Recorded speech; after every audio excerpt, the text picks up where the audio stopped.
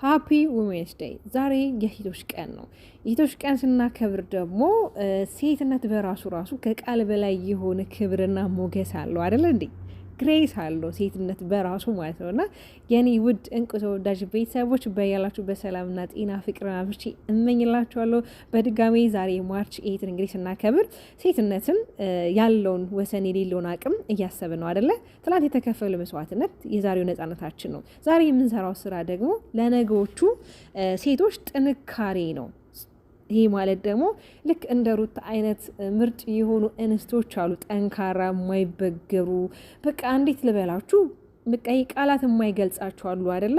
ስለዚህ አንቺ የራስሽ ንግስት ነሽ። ሁላችንም ለራሳችን ንግስት ነን፣ ኮይን ነን የኔ ወዶች። እንግዲህ ሴቶች በየወሩ ብቻ አይደለም አይደል ቀናቸው የሚያከብሩት። ሶ እንደዚህ ባለም አቀፍም አንድ ቀን እንደዚህ ሲከበርም ደስ ይላል። እንግዲህ ራሳችሁን እመኑ፣ በህልማችሁ አትደራደሩ።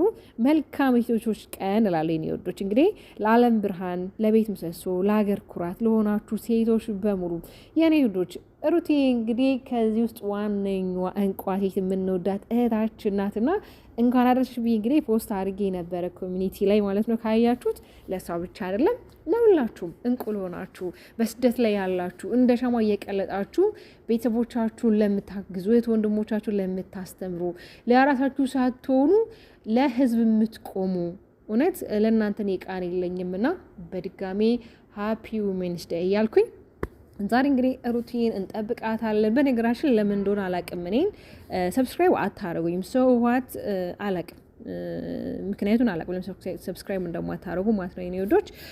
እንግዲህ ዛሬ ሩታ ትመጣለች ብዬ ተስፋ አድርጋለሁ በአሪፍና በቆንጆ ነገር።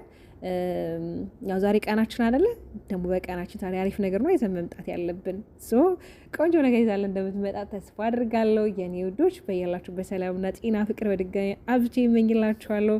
ላይክ ማድረጋችሁን አትርሱ። ማታ እንገናኝ ላይቭ ላይ።